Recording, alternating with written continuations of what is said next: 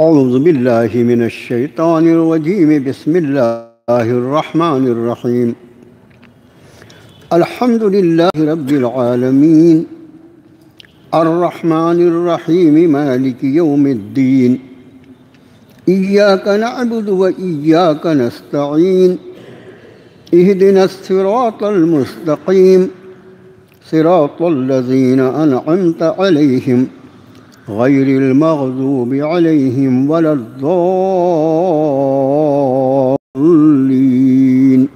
آمین۔ صدق اللہ العظیم۔ آمنت بما انزل اللہ۔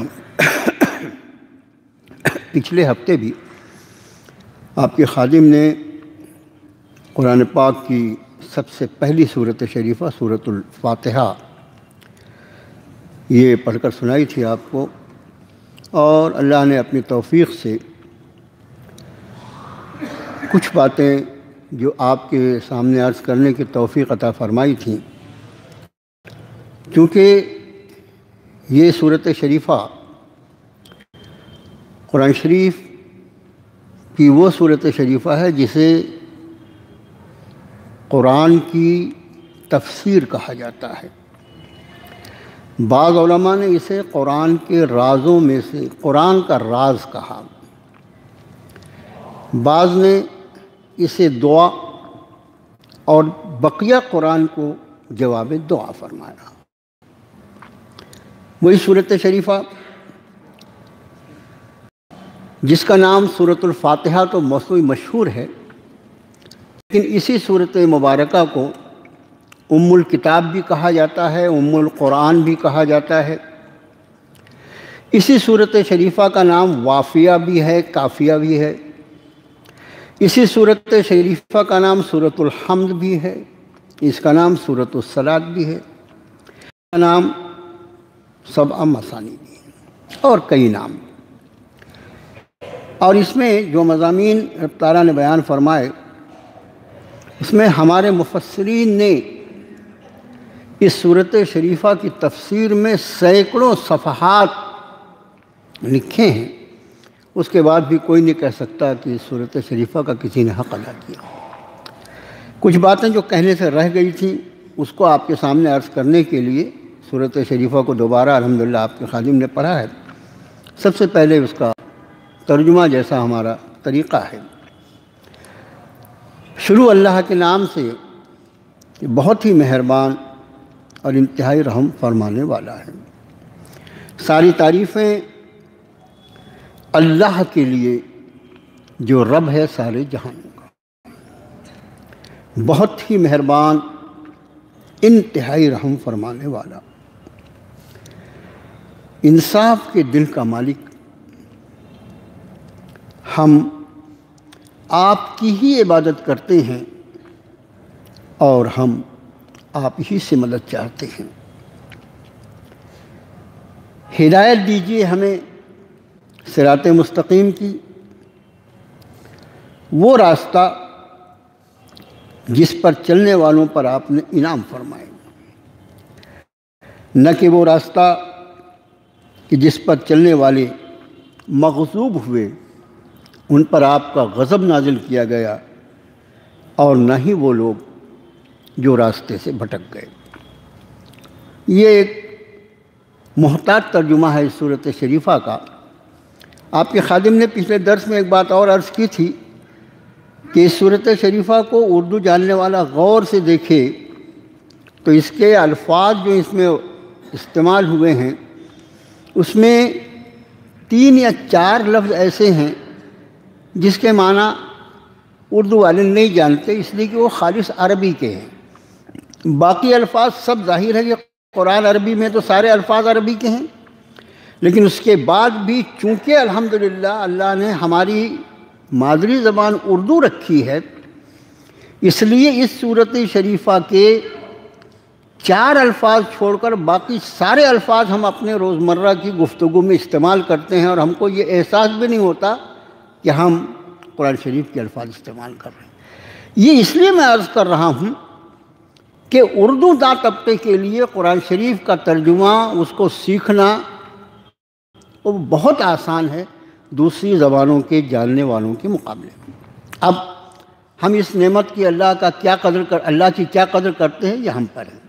بہت مشکل نہیں ہے میرے بھائیوں، بہت آسانی سے یہ دنیا جو اب ہماری جتنی زندگی گزر گئی تو ہم تو یہ کہہ سکتے ہیں ہم تو اس کے دہانے پہ کھڑے ہوئے ہیں، نہ جانے کب واپسی کا فیصلہ ہو جائے اللہ کا۔ اور وہ لوگ بھی جنہوں نے عمر کے 30-40 سال پورے کیے ہیں تو وہ کتنے دور رہ گئے ہیں اپنی قبر سے۔ لیکن اپنی پوری زندگی کا اگر ہم محاسبہ کریں تو ہم نے اس کو دنیا کے حاصل کرنے کے لیے اتنا لگایا ہے جتنا لگانا چاہیے نہیں تھا۔ اپنی طاقت اور وسعت سے زیادہ اپنے آپ کو ہلکان کر لیا، ہم نے ہلاکت میں ڈال دیا۔ اور اللہ کی کتاب کو سمجھنے کے لیے ایک بڑے عالم دین انہوں نے فرمایا اگر کوئی ایسا شخص ہو جس کو اس کی اپنی مادری زبان کے علاوہ کوئی زبان نہیں، یہ کون ہو سکتا ہے؟ یہ ایسا جیسے کوئی جنگل میں پیدا ہونے والے جو جنگلی قومیں ہیں، تو ایسی قوموں کے لوگ ایسے بچے ہو سکتے ہیں جن کو اپنی مدر ٹنگ کے علاوہ کسی سے کوئی واسطہ ہی نہیں۔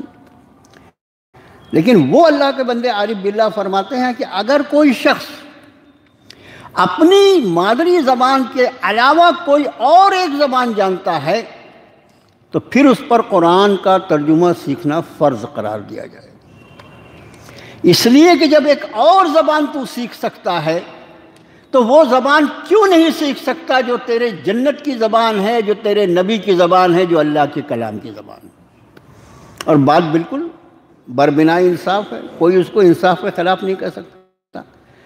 ہمارا جو تعلیمی نظام ہے، میں اور آپ جس تعلیمی نظام سے گزرے ہوئے ہیں، یہاں تو 3-4 زبانیں بہت آرام سے آتی ہیں۔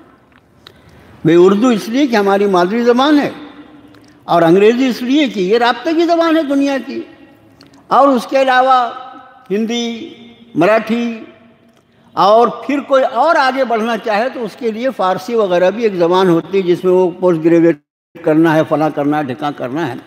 تو ہمارے لیے میرے بھائیوں یہ بہت ضروری ہے۔ کل اللہ کی بارگاہ میں ہم کیا جواب دیں گے؟ رب تعالیٰ فرمائیں گے، پوچھیں گے ہم سے کہ وہ ساری زبانیں جس کا سیکھنا تیرے لیے ضروری نہیں تھا وہ بھی تو نے سیکھا، اس لیے کہ اس کے لیے تو نے یہ سمجھا تھا کہ اس کے بغیر میری دنیا نہیں بن سکتی، اور جو نصیحت نامہ میں نے جس زبان میں بھیجا تھا اس کو سیکھنے میں تجھے کیا چیز مانے تھی، کیا رکاوٹ تھی؟ آپ کا کیا جواب ہوگا؟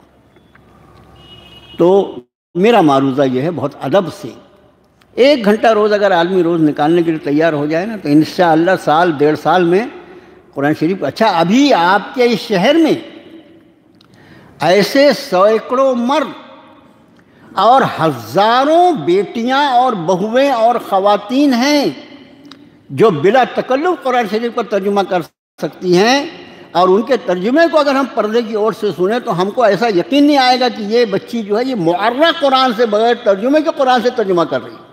ہم کو لگے گا کوئی ترجمہ نگار کا ترجمہ ہوگا، اس کو پڑھ کر سنا رہی ہے۔ تو میرے بھائیوں، شروع میں یہ بات میں بہت ادب سے عرض کرتا ہوں کہ قرآن شریف کا ترجمہ سیکھنے کی طرف آپ بھی توجہ فرمائیں۔ 1 گھنٹہ روز آپ کو صرف دینا ہے، آپ کی سہولت سے۔ آپ صبح میں دے سکتے ہیں، شام میں دے سکتے ہیں، ارے عشاء بعد دے سکتے ہیں، عشاء بعد آپ کے لیے کلاس شروع کر دیں گے انشاءاللہ۔ 10-20 لوگ اگر عشاء بعد کا بیچ بنا لیں ہم انشاءاللہ عشاء بعد کی کلاس شروع کروا لیں گے آپ کے لیے۔ آپ ایک مرتبہ آئیں تو اب اس صورت شریفہ کے ابتدائی حصے پر بات ہو چکی تھی۔ الحمدللہ بسم اللہ الرحمن الرحیم، بسم اللہ کی کچھ فضیلتیں آپ کے خادم نے بتائی تھیں۔ الحمدللہ رب العالمین، ساری تعریفیں اللہ کے لیے جو رب ہے سارے جہانوں کا۔ حمد اور رب اور عالمین، اس پہ کچھ باتیں تھیں۔ الرحمن الرحیم، کیا میرے رب کی شان ہے کہ اس نے اپنے رحمت کو الرحمن اور الرحیم کے نام کے ساتھ، کہ وہ الرحمن بھی ہے الرحیم بھی ہے، اس کی تھوڑی سی تشریح آپ کے خادم نے کی تھی۔ مالک یوم الدین، انصاف کے دن کا مالک۔ اور اس کے بعد ایاک نعبد و ایاک نستعین پر بات ہو رہی تھی، اور قریب قریب کچھ باتیں ہوئی تھیں، اور اس کے بعد درس کا وقت مکمل ہو گیا تھا۔ میں نے عرض کیا تھا کہ ایا لفظ جو ہے یہ عربی کا خاص لفظ ہے، اور یہ کسی بھی چیز کو مخصوص کرنے کے لیے استعمال ہوتا ہے، صرف کا معنی دیتا ہے، فقط، اونلی انگریزی میں جو بولتے ہیں۔ ایاک نعبد، ہم صرف آپ کی بندگی کرتے ہیں۔ اور یہ جملہ جو ہے وہ آدمی کے اس عقیدے کا اظہار ہے کہ آپ خالق ہیں، آپ مالک ہیں، آپ رازق ہیں، آپ میرے پروردگار ہیں، آپ ہی میرے مسجود ہو سکتے ہیں، میں آپ ہی کو سجدہ کرتا ہوں، آپ ہی کے لیے عبادات کی ساری قسمیں جو ہیں وہ میں نے مخصوص کر دی، آپ کے سوا کسی کے لیے عبادت کا کوئی جز، کوئی عشر عشیر نہیں۔ اور وَإِيَّاكَ نَسْتَعِينُ، لفظ عبادت جو ہے نا، عبادت ہم لوگ بہت استعمال کرتے ہیں، اس کے معنی عبادت کہتے ہیں کسی کی انتہائی عظمت کی وجہ سے انتہائی محبت کے ساتھ اس کے سامنے اپنے آپ کو انتہائی ذلیل کرنا، اس کا نام عبادت ہے۔ یاد رہے گا، کسی کی انتہائی عظمتوں کی وجہ سے، اس سے زیادہ عظیم کوئی ذات ہو ہی نہیں سکتی، اس کی انتہائی عظمتیں کی وجہ سے انتہائی محبت کے ساتھ، اس لیے کہ اس کی عظمتوں کی بنیاد پر اس نے جو انگنت نعمتیں مجھ پر نازل فرمائی ہیں، میں تو ان کو گن نہیں سکتا، اس لیے میری ساری محبت اگر قربان کی جا سکتی ہے تو اسی ذات کے لیے کی جا سکتی ہے، اس لیے انتہائی محبت کے ساتھ۔ یہی بس ہے لفظ تقویٰ جو ہے نا، لفظ تقویٰ، تقویٰ کا معنی جو ہے ڈرنا ہوتا ہے، لیکن یہ ڈرنا جو ہے اس کی عظمتوں کی وجہ سے ڈرنا، اس کے خوف سے نہیں۔ خوف الگ لفظ ہے، لا خوف علیہم ولا ہم یحزنون کا قرآن میں الفاظ استعمال ہوئے ہیں۔ اللہ اتنا عظیم ہے، وہ میرا ایسا محسن ہے، اس کے اتنے احسانات ہیں کہ اگر میں اس کی نافرمانی کروں تو مجھ سے زیادہ کوئی بے غیرت اور بے نمک اور نمک حرام نہیں ہو سکتا۔ اس کی عظمتوں کے واسطے اس کے سامنے اپنے آپ کو جھکائے رکھوں، اس کا خوف رکھوں، اس کے احکام کا خیال کروں، اس کو تقویٰ کہا جاتا ہے۔ اب یہ ہمارے اردو میں ڈر کا لفظ ہے، ڈر ہی کا لفظ، تقوی کا بھی ترجمہ ڈر ہم کرتے ہیں، مجبوری ہے ہماری۔ ایک ڈر یہ ہوتا ہے کہ بھئی آدمی موذی جانوروں سے ڈرتا ہے، درندوں سے ڈرتا ہے، چور ڈاکوں سے ڈرتا ہے، اور دوسرا یہ کہ اپنے ابا سے بھی ڈرتا ہے، اپنے بڑے بھائی سے بھی ڈرتا ہے، اپنے استاد سے بھی ڈرتا ہے۔ یہ دونوں ڈر ایک جیسے ہوتے ہیں کیا؟ نہیں۔ ان چیزوں سے ڈرتا ہے کہ وہ نقصان پہنچائیں گی، اور ان سے اس لیے ڈرتا ہے کہ یہ قابل تعظیم ہے۔ یہ خوب سمجھ لو، یہ تقویٰ لفظ جو ہے اس سے بھی اوپر کا عبادت ہے کہ اللہ کی انتہائی عظمتوں کی وجہ سے وہ اتنا عظیم ہے کہ اس کے سوا کسی اور سے محبت ہی نہیں کرنا ہے۔ میرا مقصود زندگی اس کی ذات، الذین آمنوا اشد حبا للہ، ایمان والے تو وہ ہیں جو سب سے زیادہ شدید محبت اللہ سے کرتے ہیں۔ اس کی محبت میں، انتہائی محبت میں، انتہائی محبت اس لیے کہ باقی چیزوں سے جو فطری محبت ہے وہ گناہ نہیں ہے، وہ بھی عین عبادت ہے۔ اپنی اولاد سے محبت کرنا، اپنے ماں باپ سے محبت کرنا، اپنی بیوی سے محبت کرنا، اپنے اقربا سے محبت کرنا، محبت کر کے ان کے ساتھ حسن سلوک کرنا، یہ عین ثواب ہے۔ لیکن ان محبتوں کی فہرست میں اگر کوئی سر فہرست ہوگا تو وہ ہوگا جس نے مجھے ماں باپ عطا فرمائے، جس نے مجھے بیوی عطا فرمائی ہے، جس نے مجھے اقربا عطا فرمائے ہیں۔ اقربا کی محبت پر اس کی محبت کبھی قربان نہیں ہوگی، اس کی محبت پر اقربا کی محبت قربان کی جائے گی وقت پر۔ اس لیے کیا تعریف عبادت کی؟ اللہ کے لیے یاد رکھو، اللہ کی انتہائی تعظیم کی وجہ سے اس کے ساتھ انتہائی محبت کے ساتھ اپنے آپ کو اس کے سامنے ذلیل کرنے کا نام عبادت ہے۔ ایاک نعبد، تیرے سوا کون عظمت والا ہو سکتا ہے؟ ساری عظمتیں تیرے لیے، ساری رفعتیں تیرے لیے، سارا تقدس تیرے لیے، ساری کبریائی تیرے لیے، ساری تعریف تیرے لیے، ساری حمد تیرے لیے۔ جب سب کچھ تیرے لیے تو تیرے سوا کسی اور کی عبادت کا موقع ہی کیسے ہو سکتا ہے؟ ایاک نعبد و ایاک نستعین، میرے مالک، یہ ساری طاقت آپ ہی کو حاصل ہے، اور آپ ہی کی ذات عالی کے سامنے میں نے آپ کو جھکایا ہے، اپنے آپ کو ذلیل کیا ہے، تو آپ کے سوا میرا سہارا بھی کون بن سکتا ہے؟ اس لیے آپ کے سوا کسی اور سے استعانت نہیں، کسی اور سے مدد نہیں، اس لیے کہ ساری کائنات کے رب العالمین آپ ہیں۔ یہ تو شروع میں اقرار کر چکا ہوں۔ جب سارے کائنات کے رب آپ ہیں، سارے کائنات کے پالنہار آپ ہیں، سارے کائنات پر حکومت آپ کی ہے، تو آپ کے سوا کس کے دامن رحمت میں میں پناہ ڈھونڈوں؟ ساری کائنات آپ کی مطیع اور فرما بردار ہے، اور میرا ایمان ہے یمسسک اللہ بضر فلا کاشف لہ الا ہو ومن یردک بخیر فلا راد لفضلہ یصیب بہ من یشاء من عبادہ، کہ اللہ وہ اگر تجھے کسی طرح کی تکلیف پہنچانے کا ارادہ کر لے تو تجھ کو اس تکلیف سے خود اس کے سوا کوئی بچا نہیں سکتا، اس کے سوا۔ یہ نہیں کہ اس کی تکلیف سے تجھے کوئی نہیں بچا، نہیں، تکلیف کا ارادہ میرے رب کا، میرا رب اگر چاہے تو مجھے اس تکلیف سے محفوظ رکھ سکتا ہے۔ وَإِن يَمْسَسْكَ اللَّهُ بِضُرٍّ فَلَا كَاشِفَ لَهُ إِلَّا هُوَ، اگر اللہ تجھے کوئی ضرر پہنچانا چاہے تو خود اس کی ذات کے علاوہ اس ضرر سے تجھے کوئی بچا نہیں سکتا۔ وَإِن يُرِدْكَ بِخَيْرٍ، لیکن اگر وہ تیرے ساتھ کسی بھلائی کا ارادہ فرما لے، فَلَا رَادَّ لِفَضْلِهِ، اس کے فضل کو کوئی رد نہیں کر سکتا، کوئی روک نہیں سکتا، کسی کی طاقت۔ تو جب وہی میرا نافع ہے، وہی میرا ضار ہے، وہی میرا نافع ہے، وہی مجھے نفع پہنچا سکتا ہے، وہ بھی مجھے نقصان پہنچا سکتا ہے، تو اس کی ذات عالی کے سوا کسی اور سے مدد مانگنا کیسے جائز ہوگا؟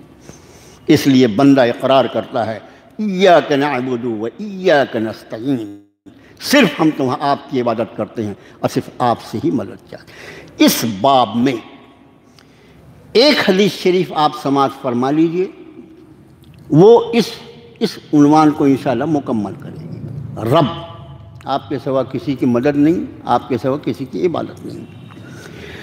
حضرت عدی بن حاتم رضی اللہ تعالیٰ عنہ، لوگ کہتے ہیں کہ یہ حاتم طائی کے صاحبزادے ہیں، ان کے والد کا نام حاتم لگا ہوا ان کے نام کے ساتھ، عدی بن حاتم رضی اللہ تعالیٰ عنہ۔ یہ پہلے نصرانی تھے اور بعد میں ایمان قبول کیا۔ جب ایمان قبول کیا تو انہوں نے ظاہر ایمان قبول کیا تو جناب رسول اللہ صلی اللہ علیہ وسلم جس نے قرآن سیکھا اور صحابہ کی کیا اللہ تعالیٰ نے کیا ان کو عظمت دی ہے، انہوں نے ایک مرتبہ اللہ کے رسول صلی اللہ علیہ وسلم سے عرض کیا کہ یا رسول اللہ صلی اللہ علیہ وسلم، رب تعالیٰ نے اپنی کتاب میں ارشاد فرمایا اتخذوا رہبانہم اتخذوا احبارہم و رہبانہم اربابا من دون اللہ، کہ ان لوگوں نے، ہمارے بارے میں رب نے یہ فرمایا کہ اتخذوا، انہوں نے بنا لیا، انہوں نے بنا لیا، اتخذوا ارباب، اتخذوا رہبانہم، اتخذوا اپنے علماء کو، اتخذوا احبارہم و رہبانہم اربابا من دون اللہ، یہ وہ لوگ ہیں انہوں نے اللہ کو چھوڑ کر اپنے علماء کو اور اپنے درویشوں کو اپنا رب بنا لیا۔ یہ آیت شریفہ ہے۔ حضرت علی بن حاتم نے عرض کیا کہ اللہ کے رسول صلی اللہ علیہ وسلم، ہم اپنے علماء کی پرستش تو نہیں کرتے تھے، اپنے علماء کی عبادت تو نہیں کرتے تھے، رب تعالیٰ نے یہ بات کیوں ارشاد فرمائی؟ انہوں نے اپنے احبار اور اپنے رہبان کو رب بنا لیا ہے۔ بہت اس حدیث شریف کے مضمون کو دیکھو اور اپنا محاسبہ کرے ہو۔ آپ صلی اللہ علیہ وسلم فرمایا تمہارے علماء جس چیز کو حلال کہہ دیتے تھے تم اس کو حلال مان لیتے تھے؟ انہوں نے کہا ہاں یا رسول اللہ۔ جس چیز کو تمہارے علماء حرام کہتے تھے تم اس کو حرام مان لیتے تھے؟ ہاں یا رسول اللہ۔ فرمایا یہی ان کو اپنا رب بنانا ہے، یہی ہے ان کو اپنا رب بنانا۔ حرام اور حلال کے کلی اختیارات رب کائنات کے ہیں، اس لیے کہ وہ رب العالمین ہے، ہر چیز کا پیدا کرنے والا وہ، اس کے سوا کسی اور چیز کی حکومت کیسے کسی پر چلے گی؟ اس لیے حلال اور حرام کے سارے ارباب، سارے ابواب جو ہیں وہ بند ہو گئے میرے اللہ کی کتاب کے بعد اور میرے نبی پاک صلی اللہ علیہ وسلم کی ذات علی کے بعد۔ حرام و حلال میں بہت امت اس معاملے میں بہت آگے بڑھ گئی. جس چیز کو اچھا لگا اس کو حلال کر لیا، اور جس چیز کو چاہا اس کو حرام کر لیا، ہے نا. اس کو اللہ کے رسول صلی اللہ علیہ وسلم فرما رہے ہیں یہ رب کی ربوبیت میں مداخلت ہے. حلال و حرام کے مسائل، کیا حلال کیا حرام، اپنی کتاب میں رکھو. اور ٹھیک اسی طرح جس طرح قرآن کے حرام و حلال کو حرام و حلال سمجھنا ہے، اسی طرح میرے نبی محترم صلی اللہ علیہ وسلم نے بھی جس چیز کو حرام اور حلال فرمایا وہ بھی اللہ کے حکم سے اس کو بھی ویسے ہی حرام و حلال سمجھنا جیسا قرآن کا حرام. مثلا پوری امت اس پر اتفاق کرتی ہے کہ ریشم جو ہے وہ مسلمان مردوں پر حرام ہے. سونا یعنی گولڈ جو ہے اس کا استعمال پورے امت مسلمہ کے مردوں پر حرام ہے. پوری امت اس کو مانتی ہے. قرآن شریف کی کوئی آیت بتا سکتا ہے کوئی؟ مر جائے گا نہیں، آیت ہے نہیں تو کہاں سے بتائے گا بھائی. یہ جناب رسول اللہ صلی اللہ علیہ وسلم نے ایک موقع پر اپنے دونوں ہاتھوں میں، آپ کے ایک دست مبارک میں سونے کا ٹکڑا تھا اور ایک دست مبارک میں ریشم کا ٹکڑا تھا، ریشم کے کپڑے کا، اور فرمایا یہ دونوں چیزیں جسے اللہ نے میری امت کے مردوں پر حرام قرار دیا ہے اور میری امت کی عورتوں پر اس کو حلال کیا گیا. میرے نبی نے اعلان فرما دیا سونا اور ریشم ہمیشہ کے لیے حرام، مردوں کے لیے، عورتوں کے لیے حلال.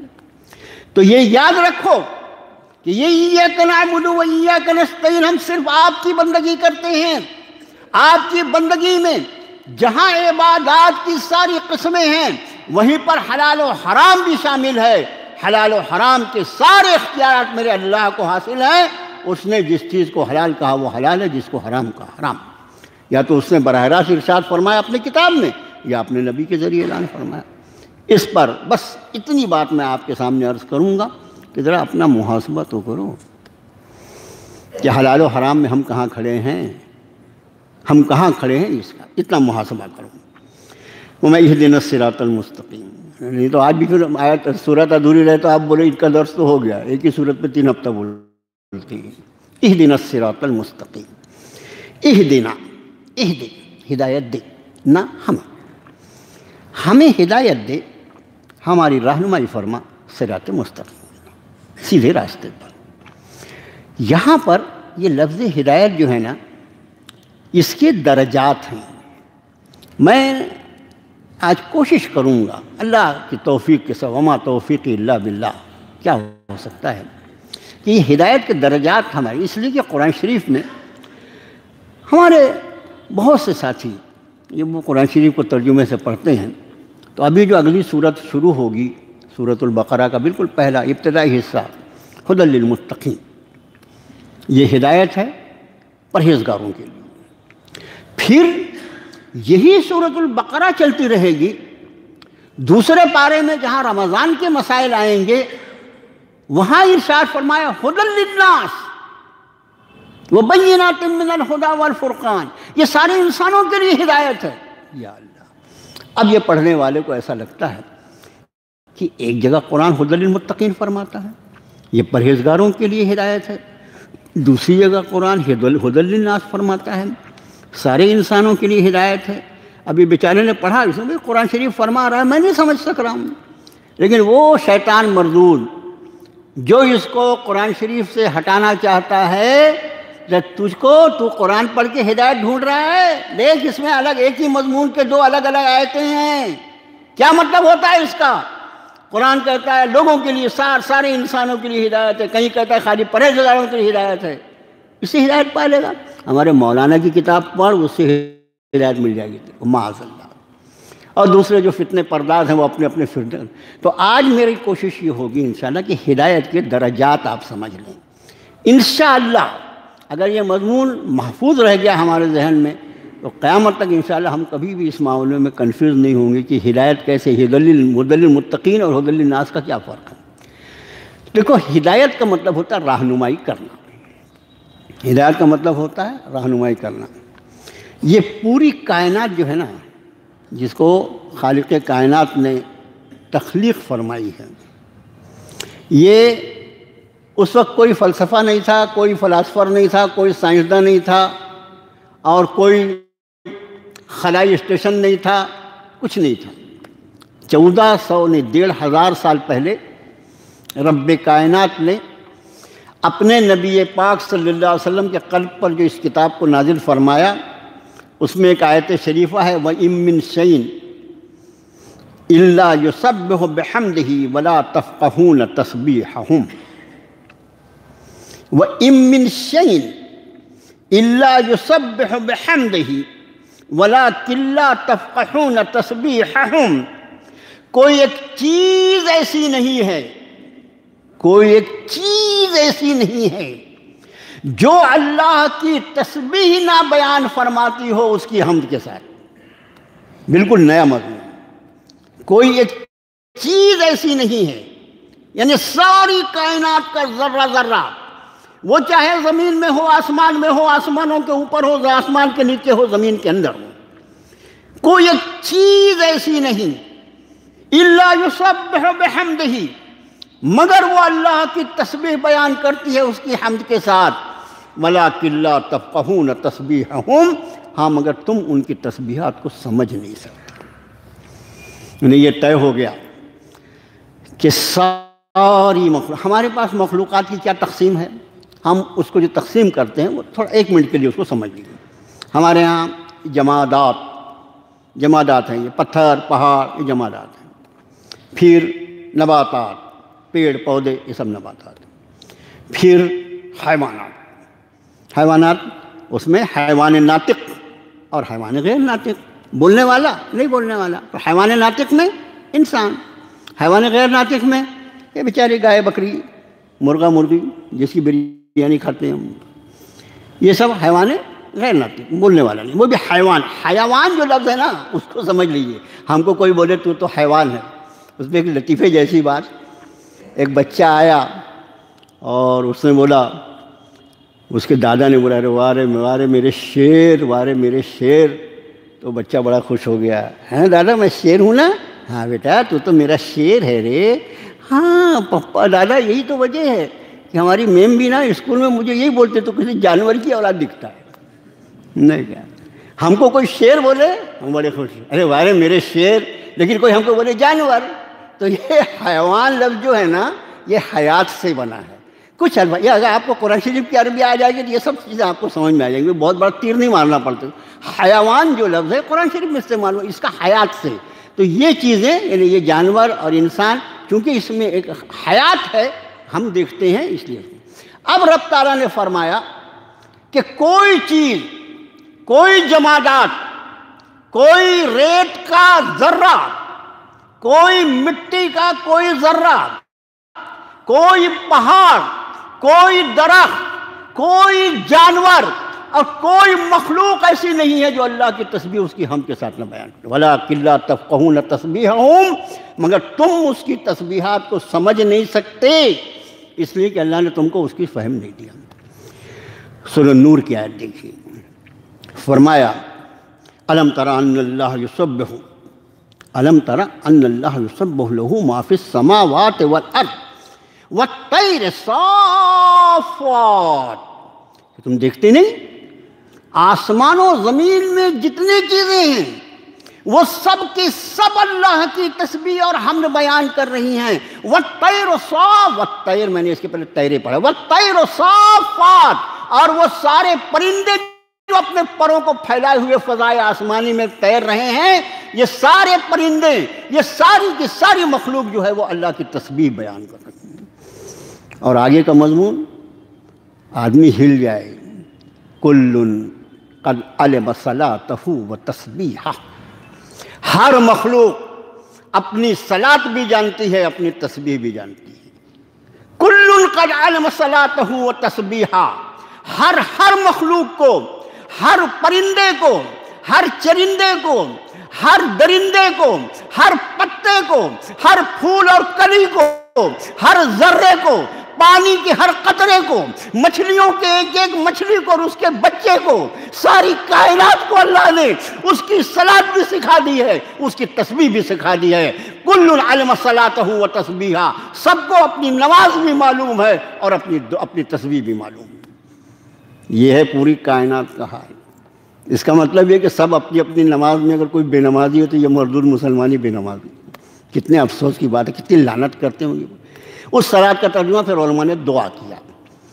وہ اس صلاۃ کا ترجمہ میں نے نماز کیا، بعضوں نے اس کا ترجمہ نماز کیا، بعضوں نے کیا صلاۃ کا ترجمہ ایک دعا بھی ہوتا ہے۔ تو ہر مخلوق وہ اپنی دعا بھی جانتی ہے اور تسبیح بھی جانتی ہے۔ اس کا مجھے یہ ساری تفسیر کیوں میں آپ سے عرض کر رہا ہوں کہ ساری مخلوقات جن کو ہم بے جان سمجھتے ہیں، جن کو ہم بے جان سمجھتے ہیں، ان مخلوقات میں بھی اللہ نے ایک ادراک رکھا ہے، ایک طرح کا احساس رکھا ہے، ایک طرح کی فہم اور سمجھ رکھی ہے، اور اتنی فہم اور سمجھ اس کو عطا فرمائی ہے کہ وہ اپنے اللہ سے کیا دعا کرنا ہے وہ بھی جانتی ہے، اور اللہ کی تسبیح اور حمد کیسے کرنا ہے وہ آدمی تسبیح اور حمد جو بغیر عقل کے کرے گا کیا؟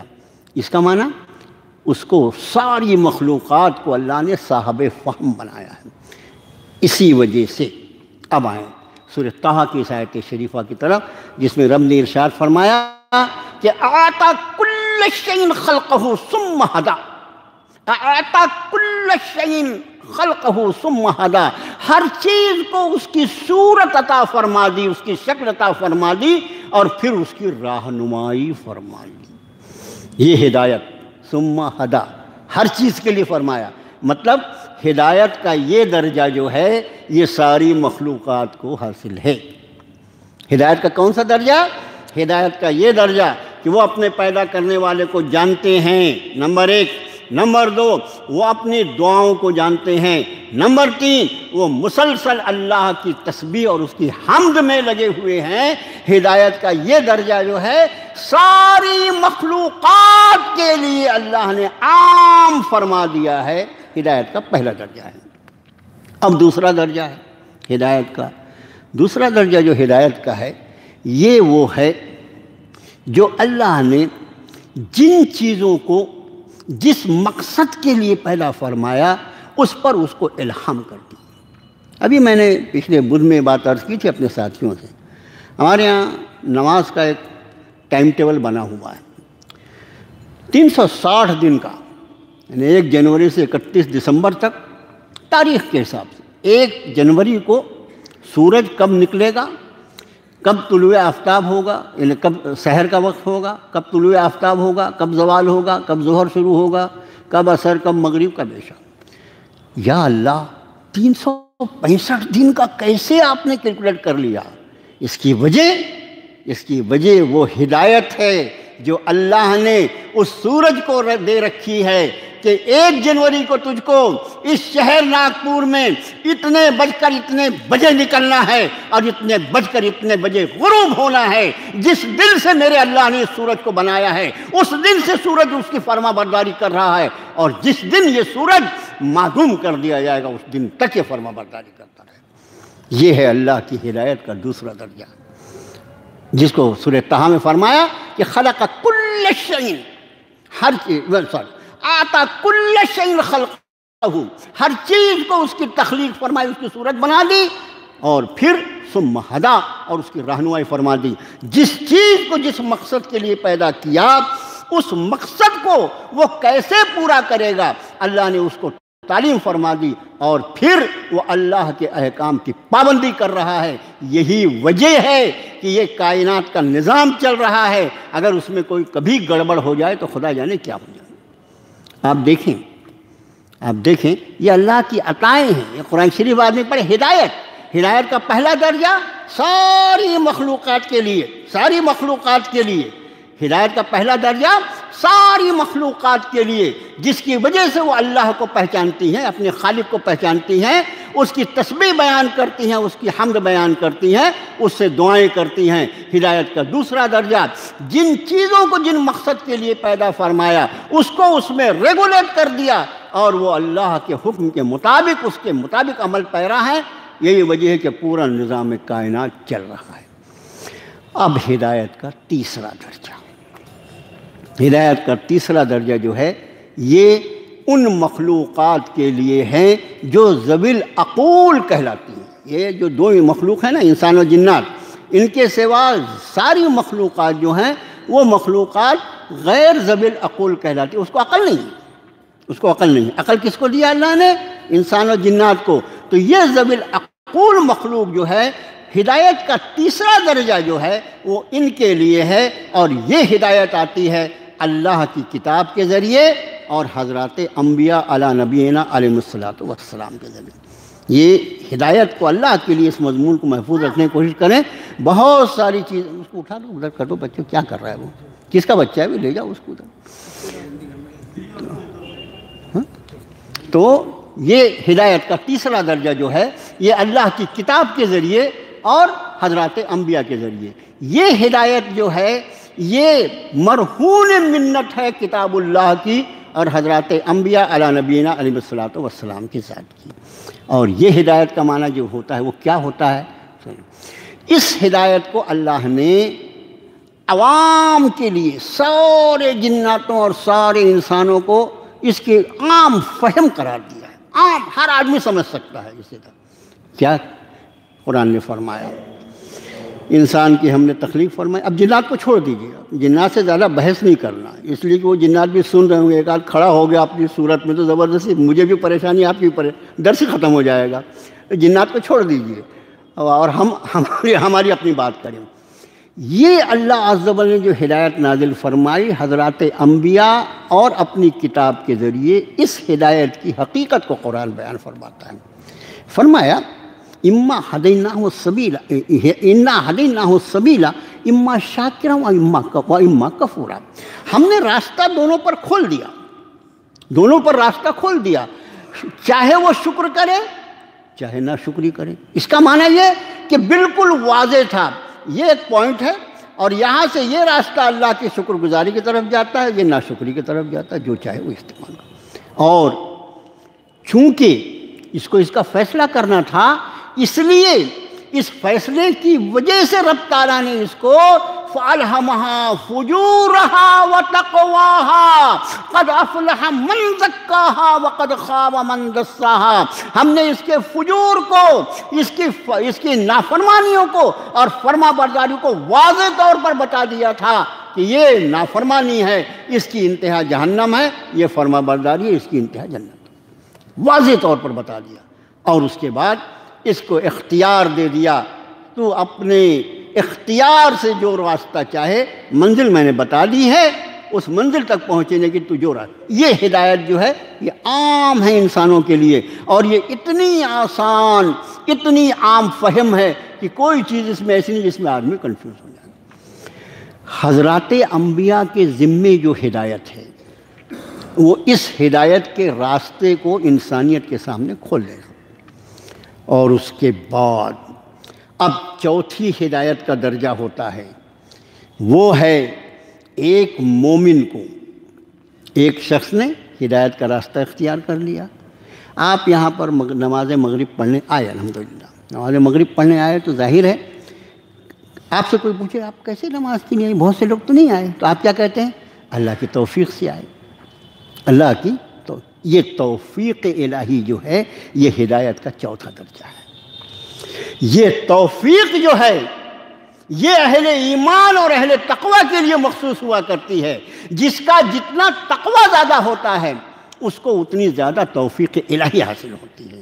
اور یہ ہدایت کا چوتھا درجہ وہ درجہ ہے میرے بھائیوں جو انسان میں چاہے جس درجے کا انسان ہو، چاہے جس درجے کا انسان ہو، ہر انسان کو اس کی ضرورت ہے کہ مسلسل اللہ کی توفیق اس کے شامل حال رہے، تاکہ وہ اللہ کی محبت اور اللہ کا تقرب حاصل کرنے کے لیے مسلسل جد و جہد کرتا رہے۔ یہ ہدایت کا چوتھا درجہ ہے جو صرف اہل ایمان کے لیے مخصوص ہے۔ تیسرا درجہ جس کا ذریعہ کتاب اور نبی ہوتے ہیں وہ عوام کے لیے ہے، ھدی للناس ہوتا ہے وہ۔ اور چوتھا درجہ جو توفیق الہی کا ہے وہ مخصوص ہوتا ہے ھدی للمتقین۔ یہی وجہ ہے کہ ہمارے حافظ صاحب نے جو آیت شریفہ پڑھی ابھی، 4 درجات ہیں اہل ایمان میں۔ مع الذین انعم اللہ علیہم من النبیین والصدیقین والشہداء والصالحین، انبیاء میں سے، صدیقین میں سے، شہداء میں سے، صالحین میں سے۔ یہ الگ الگ درجات ہیں نا، یہ الگ الگ درجات جو ہیں یہ درجات اللہ نے کس کو عطا فرمانا ہے؟ اس کی توفیق اللہ کی طرف سے شامل حال ہوتی ہے، وہ ہدایت کا چوتھا درجہ ہے۔ وہ صرف یہ چاروں درجات کن میں ہوں گے؟ اہل ایمان میں ہوں گے نا۔ انبیاء جو ہیں وہ ان کے سردار ہیں، صدیقین جو ہیں ان کا تو کوئی جواب ہی نہیں، کیا دیکھنا ہے۔ شہداء تیسرے نمبر پر ہیں، اور پھر صالحین، پوری امت مسلمہ کے مرد اور عورتیں وہ صالحین کی جماعت میں الحمدللہ شامل کر دیے گئے، ان کے اپنے اپنے تقوی اور پرہیزگاری کے اعتبار سے۔ تو اپنے نبی کو جو یہ بات فرمائی، اِنَّكَ لَا تَهْدِي مَنْ أَحْبَبْتَ وَلَكِنَّ اللَّهَ يَهْدِي مَنْ يَشَاءُ، اے نبی صلی اللہ علیہ وسلم، اب وہ آپ جس کو چاہیں اس کو آپ ہدایت نہیں دے سکتے، ہدایت تو اس کو ملے گی جس کو اللہ چاہے، وہ ہدایت کا یہ چوتھا درجہ ہے۔ اور یہ چوتھے درجے کی ہدایت جو ہے یہ ہمیشہ اس میں ترقی ہوتی رہتی ہے، جس کو قرآن نے فرمایا وَالَّذِينَ جَاهَدُوا فِينَا لَنَهْدِيَنَّهُمْ سُبُلَنَا، وہ لوگ جو ہمارے راستے میں جد و جہد کرتے ہیں، محنت کرتے ہیں، ہم ان پر اپنے راستوں کو کھولتے جاتے ہیں۔ ہر دن اہل ایمان کے لیے نئے راستے ہم کھولتے جائیں گے، جتنا وہ ہمیں پانے کے لیے جد و جہد کرے گا ہم مسلسل اس کے راستے کبھی مسدود نہیں ہوں گے، ہماری توفیق بڑھتی جائے گی۔ اس توفیق کا نام جو ہے وہ ہدایت ہے، اور یہ ہدایت کا چوتھا درجہ ہے۔ اب بندہ مومن دعا کر رہا ہے اہدنا الصراط المستقیم، پروردگارا ہماری ہدایت فرمائیے کس کی طرف؟ صراط مستقیم، سیدھے راستے۔ اب اس اہدنا کا ترجمہ، جھگڑا جب لڑنا ہو نا، ایک وہ ہوتا ہے جس کو کامن سینس کہتے ہیں۔ کامن سینس بھی ایک چیز ہوتی ہے نا، کامن سینس ہٹا دینا۔ جب جھگڑا لڑنا تو کامن سینس کا ہے کا خالی نان سینس بن کے آدمی جھگڑا لڑ سکتا ہے، کامن سینس والا جھگڑا نہیں لڑتا، نان سینس جھگڑا لڑتا ہے۔ تو اہدنا کا کیا ترجمہ کرے آپ کے مولانا نے؟ ہمارے مولانا نے ترجمہ کیے راہ دکھا دے ہمیں، راہ دکھا دے۔ دیکھ ہمارے مولانا نے ترجمہ کیے چلا دے ہمیں، راہ دیکھ کے کیا کریں گے رے تو؟ راہ دیکھ کے کھڑے رہیں گا؟ دیکھ ہمارے مولانا کتنا اچھا ترجمہ ہے۔ اس لیے ہم نے کیا ترجمہ کیا؟ اہدنا الصراط المستقیم، ہدایت دیجئے ہمیں صراط مستقیم کی۔ اب تو چاہے اپنے مولانا کو لے کے چاٹ یا وہ مولانا کو لے کے چاٹ، کچھ بھی کر بابا، اہدنا کا مطلب ہدایت دے ہمیں۔ اب سمجھ گئے؟ صراط مستقیم، سیدھا راستہ۔ یہ صراط مستقیم سے مراد وہ راستہ ان ربی علی صراط مستقیم، میرے رب تک پہنچنے کا راستہ سیدھا سیدھا ہے، وہ صراط مستقیم۔ صراط مستقیم کیا ہے؟ جس پر چل کر بندہ اپنے رب تک پہنچ جائے، اس لیے کہ جس رب پر اس نے ایمان لایا، جس رب کی رضا کے لیے اس نے زندگی گزاری، جس رب کی رضا کے لیے اس نے اپنے اوپر مختلف قسم کی دشواریاں اپنے اوپر روزہ رکھ کے، رمضان کا روزہ مئی میں اور جون میں آسان ہوتا ہے کیا؟ روزہ صبح میں اتنی سردیاں ابھی سرد لہر چل رہی ہے، اس وقت بستر چھوڑنا تھوڑا مشکل تو ہوتا ہے نا، لیکن اس کے رب کے لیے کچھ، اس کے رب کی جب اس کو خیال آتا ہے، میرے اللہ تیری جانب سے یہ آواز دی گئی ہے الصلاۃ خیر من النوم، سچ کہا میرے رب، تیرے نمائندے نے ٹھیک کہا، اس نیند سے کہیں زیادہ بہتر نماز ہے، اس لیے کہ نیند میرے لیے ہے، نماز تیرے لیے ہے۔ اے اللہ میں تو تیرا بندہ ہوں، میں نیند کا بندہ تھوڑی ہوں، میں اپنی خواہشات نفسانی کا بندہ تھوڑی ہوں کہ میں بستر میں دبکا پڑا رہوں گا، نہیں میرے مولا، اب جب دونوں چیزیں آمنے سامنے ہیں تو میں تیری رضا کو فوقیت دوں گا، اور میں اس لحاف میں سے تھوڑا سردی برداشت کرتے ہوئے چل کر مسجد تک پہنچ جاتا ہوں۔ تو یہ اہدنا الصراط المستقیم، صراط مستقیم وہ راستہ جس پر چل کر اللہ کی ذات تک پہنچا جائے، یہ صراط مستقیم اتنی ہے۔ اب اسی صراط مستقیم کو جناب رسول اللہ صلی اللہ علیہ وآلہ وسلم نے حج وداع کے موقع پر جس چیز کو حضرات صحابہ کے حوالے کیا، فرمایا میں تمہیں دو چیزیں چھوڑے جا رہا ہوں، دو چیزیں چھوڑے جا رہا ہوں، اور پھر فرمایا جب تک تم انہیں تھامے رہو گے گمراہ نہیں ہوگے۔ پھر فرمایا کتاب اللہ و سنت رسول اللہ صلی اللہ علیہ وسلم، اللہ کی کتاب اور اس کے نبی کا طریقہ۔ دو ہاتھ دیے نا اللہ نے تم کو، دو ہاتھ دیے ہیں، تو دونوں ہاتھ میں سے ایک ہاتھ میں اللہ کا کلام ہوگا اور دوسرے ہاتھ میں نبی کا طریقہ ہوگا۔ فرمایا جب تک تم ان کو تھامے رہو گے تمہیں کوئی گمراہ نہیں کر سکے گا۔ اس کا دوسرا مطلب کیا ہے؟ جس دن کتاب کو اٹھا کے رکھ دو گے، جس دن نبی کے طریقے سے اپنا دامن چھڑا لو گے، پھر اس دن تم کو کوئی ہدایت کے راستے پہ چلا بھی نہیں سکے گا۔ میرے بھائیو، اس امت مسلمہ پر احسان کرو کہ جتنی غلیظ اور گندی رسمیں یہاں آ گئی ہیں، اس کی وجہ صرف یہ تھی کہ ہمارے ہاتھ میں اللہ کا کلام نہیں تھا۔ مقدس کلام ہوتا، مقدس طریقہ ہوتا نبی کا، تو یہ ساری جہالت کی چیزیں ہمارے گھر میں نہیں آ سکتی تھیں۔ آئی اس کی وجہ یہ کہ ہم نے کتاب اللہ کو بھی رکھ دیا اور رسول اللہ کے طریقے کو بھی رکھ دیا۔ نماز سنتوں کے مطابق، نماز اگر سنت کے مطابق تو نماز کیسے ہوگی بھائی؟ نماز سنتوں کے مطابق۔ نکاح سنت کے مطابق، نکاح کے آگے پیچھے آزو بازو، پھر وہاں میری من مرضی۔ کب سے تو آزاد ہو گیا بھائی؟ ارے نکاح کے وقت میں تیرے ایجاب و قبول میں اگر تیری وفات ہو جائے تو ہم یہ کہیں گے کہ تو اپنے نبی کی سنت پر گیا، لیکن اس کے ماں سوا جو تو رسوم و رواج سے اپنے آپ کو گھیر کے رکھا ہے، اس کے ادا کرنے میں اگر تیری موت ہوگی، کس نبی کی ملت پہ تیری موت ہوگی، کس نبی کے امتی کے حساب سے تو اٹھایا جائے گا؟ اس کا بھی کبھی خیال آیا؟ کبھی خیال آیا؟ اس کا بھی خیال آیا کہ میری موت اس حال میں ہو کہ میرے اوپر میرے رب کی بندگی کا سکہ لگا ہو اور میرے نبی کی اطاعت کا سکہ لگا ہو، تبھی میری زندگی برباد ہونے سے بچے گی، ورنہ کوئی مجھے بچا نہیں سکے گا۔ تو میرے بھائیوں، اہدنا الصراط المستقیم، اس ہدایت دیجئے، چلا دیجئے، دکھا دیجئے صراط مستقیم، صراط الذین انعمت علیہم، راستہ ان لوگوں کا جن پر آپ نے انعام فرمایا۔ اب یہ انعام فرمایا آپ نے، یہاں پر ایک بڑی سوچنے کی بات ہے کہ صراط مستقیم کی دعا سکھلا دی رب تعالیٰ نے، اس کے بعد بہت آسان تھا یہ کہنا یہ صراط مستقیم کیا ہے؟ صراط القرآن، قرآن کا راستہ، صراط الرسول، رسول کا راستہ، کچھ ہوتا۔ کتنی طویل مضمون ہے، یہ بہت غور کرنے کی بات ہے۔ صراط الذین انعمت علیہم، پروردگارا اس راستے سے مجھے مربوط فرما دے، اس راستے پر مجھے چلنے کی توفیق عطا فرما کہ جن راستے پر چلنے والوں پر تو نے انعام فرمایا۔ اس کا معنی میں کوئی آج نول کا مسلمان ہوں کیا؟ مجھ سے پہلے تو نہ جانے تیرے کتنے بندے گزر چکے ہیں۔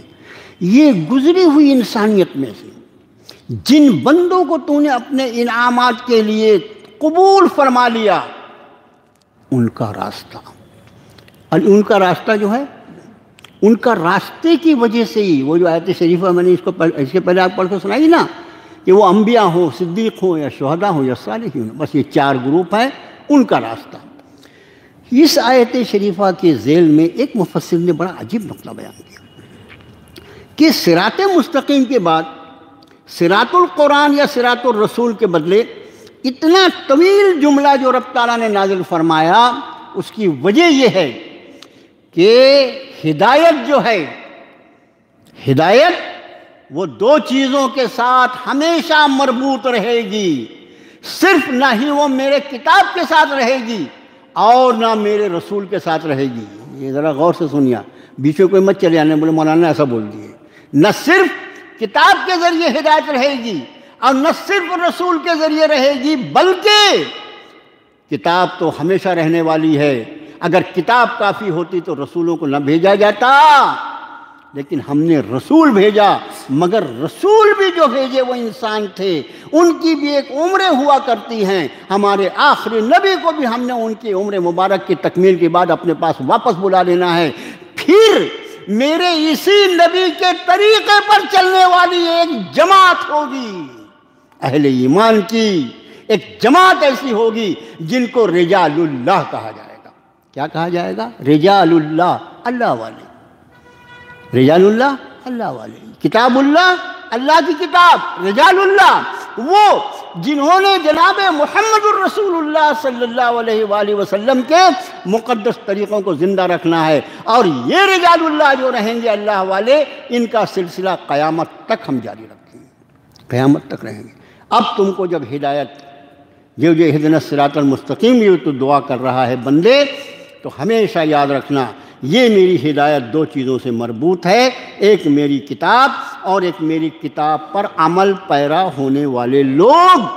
تو اپنے آپ کو سورہ توبہ میں فرمایا یا ایھا الذین آمنوا اتقوا اللہ وکونوا مع الصادقین، اے لوگو جو ایمان لے آئے تم اللہ کا لحاظ کرو اور سچوں کے ساتھ رہو۔ وکونوا مع الصادقین، مع کا مطلب ساتھ، مع اہل و اہل ہوتا ہے نا، تو مع کا مطلب ہوتا ہے ساتھ۔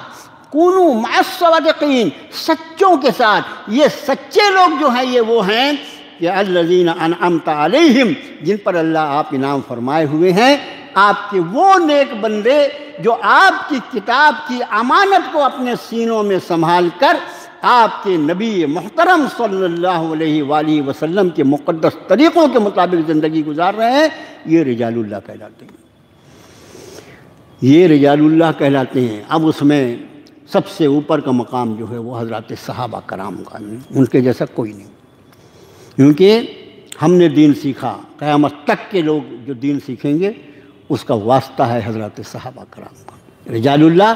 اسی لیے جب حضرت نبی کریم صلی اللہ علیہ وسلم نے یہ بات ارشاد فرمائی کہ پچھلی امتوں میں تو صرف 72 فرقے ہوئے تھے اور میری امت میں 73 فرقے ہوں گے، تو صحابہ کا بھی کتنا پرمخ سوال تھا کہ اللہ کے رسول صلی اللہ علیہ وسلم حق پر کون ہوگا، حق پر کون ہوگا؟ تو آپ نے فرمایا انا، میں اور جس پر میرے صحابہ ہوں گے، جس پر میں اور میرے صحابہ ہوں گے۔ آپ کی ذات سے اسلام سیکھا حضرات صحابہ نے، تو پوری جماعت صحابہ جو ہے وہ پوری انسانیت کے لیے قیامت تک کے لیے استاد کی حیثیت رکھتی ہے۔ دین کا جو بھی حصہ ہم تک پہنچا اور قیامت تک پہنچتا رہے گا وہ انہی صحابہ کے ذریعے پہنچا۔ سب سے پہلا واسطہ حضرات صحابہ کے ساتھ، ان کے بارے میں کوئی شک شبہ، ان کے بارے میں زبان درازی، ان کے بارے میں جسارت کرنا اپنے ایمان کو خطرے میں ڈالنا ہے۔ یہ خبر خوب سمجھ لو یہ بات۔ اور اس کے بعد پھر تابعی ہیں، تبع تابعی ہیں، اور اس کے بعد اہل اللہ، وہ جن کو ہم علماء کرام کہا کرتے ہیں، جن کے قلوب کو اللہ نے اپنے کلام کے لیے اور اپنے نبی کی سنتوں کو محفوظ کرنے کے لیے چن لیا ہے۔ اس میں ہمارے حفاظ کرام بھی ہیں، ہمارے علماء کرام بھی ہیں، ہمارے مفتیان کرام بھی ہیں، اور یہ امت مسلمہ کا پورا وہ گروہ جو مصلحین کا کہلاتا ہے، جو صالحین کا کہلاتا ہے، وہ سب اس میں شامل ہیں۔ ان کی قدر کریں، ان کی صحبت کو اللہ کی عطا سمجھ کے اس کو زیادہ سے زیادہ۔ میرے بھائیو دیکھو، صحبت جو ہے نا وہ آدمی پر اثر ڈالے بغیر نہیں رہتی۔ حدیث شریف میں اللہ کے رسول صلی اللہ علیہ وسلم نے اچھے ساتھی، اچھے دوست کی مثال عطار سے دی۔ عطر بیچنے والے سے دوستی کر لیا آپ نے، خالی اس کی دکان پہ جا کے بیٹھ بھی گئے، کچھ نہیں بھی آپ نے خریدا تو بھی کیا مہک آ رہی ہے، ماشاء اللہ، دل و دماغ کا کچھ نہیں، کوئی پیسہ نہیں خرچ کرنا۔ آپ نے فرمایا یا تو اس سے عطر خریدے گا یا وہ تجھے عطر ہدیہ کرے گا۔ حدیث شریف کے الفاظ دیکھو، وہ عطر والا چاہے تو اس سے خریدے گا یا وہ تجھے ہدیہ کرے گا، اور اگر دونوں نہ ہو تو کم سے کم اس کی دکان پر اس کی صحبت میں بیٹھ کر خود بخود جو عطر کی خوشبو آتی رہے گی اس سے کون روک سکتا ہے؟ یہ عطار نیک اور صالحین ہیں۔ اور برے ساتھی کی مثال آپ نے فرمائی، وہ جیسے کوئی بھٹی کا دھونکنے والا ہوتا ہے، وہاں تو جا کر اگر بیٹھے گا تو یا تو آگ اڑے گی، وہ تجھ کو ملے گی، تیرے کپڑوں کو جلا دے گی، کچھ اور ہوگا، اور اگر کچھ بھی نہیں ہوا تو کم سے کم وہاں بیٹھنے کی وجہ سے اس آگ کی جو لپک ہے اور اس آگ کی آنچ اور اس شخص کے بدن سے آنے والے کپڑوں سے بدبو، اس سے تو بچ ہی نہیں سکتا۔ تو بس میرے بھائیو، یہ اہدنا الصراط المستقیم، یہ جو دعا ہے، اصل دعا یہ ہے۔ اور دعا کا طریقہ رب تعالیٰ نے کیا سکھلایا؟ پہلے اللہ کی حمد ہو، اس کی تعریف ہو، اپنی عبدیت کا اقرار ہو، اپنی ذلت اور اپنی بے بسی کا اظہار ہو، اور اس کے بعد رب کائنات کے سامنے جو کچھ دعا کی جائے وہ یقینی طور پر قبول ہوگی۔ یہ اس کے ساتھ ہی اس سورہ فاتحہ کا درس اور آگے کا حصہ جو ہے غیر المغضوب علیہم ولا الضالین، جن لوگوں پر تیرا غضب ہوا، یا جو راستے سے بھٹک گئے ان کے راستے سے ہماری حفاظت فرما۔ اس کے ساتھ ہی اس سورۃ فاتحہ کا درس جو بھی گنہگار کر سکتا تھا وہ پورا ہوا۔ اگلے ہفتے انشاءاللہ سورۃ البقرہ کی شروعات کی جائے گی۔ ہمارے درس کے ساتھی بھائی نظام صاحب کوئلے والے، نظام الدین بھائی کوئلے والے، محبوب مقدم صاحب کے صاحبزادے، ان کی والدہ سخت علیل ہیں، ضعیف بھی ہیں، عمر کا بھی تقاضا ہوتا ہے، وہ بہت ہی سخت علیل ہیں۔ دعا کرتے ہیں اللہ تعالیٰ محترمہ کے ساتھ انتہائی عافیت کا معاملہ فرمائے۔ اللہ سے دعا ہے اللہ ہمارے سارے مریضوں کو شفا عطا فرما، اللہ سارے پریشان حالوں کی پریشانیوں کو دور فرما دے۔ اللہ ہمیں اور پوری امت مسلمہ کو اپنی کتاب کی طرف لوٹ آنے کی توفیق عطا فرما۔ اللہ پوری امت مسلمہ کو اپنے حبیب پاک جناب محمد الرسول اللہ صلی اللہ علیہ وآلہ وسلم کے مقدس طریقوں کی طرف لوٹ آنے کی توفیق عطا فرما۔ اللہ ہماری خطاؤں کو معاف فرما دے، اللہ ہماری گناہوں کو معاف فرما دے، ہمارے صغائر کو معاف فرما دے، ہمارے کبائر کو معاف فرما دے۔ اے اللہ ہدایت کا وہ اعلیٰ ترین درجہ جس کو توفیق الہی کہا جاتا ہے، اللہ ہم سب کے لیے، ہماری آل اولاد کے لیے، ہماری نسلوں کے لیے اس ہدایت کا فیصلہ فرما دے۔ وصلی اللہ تعالیٰ علی خیر خلقہ محمد وعلی آلہ واصحابہ اجمعین برحمتک یا اللہ۔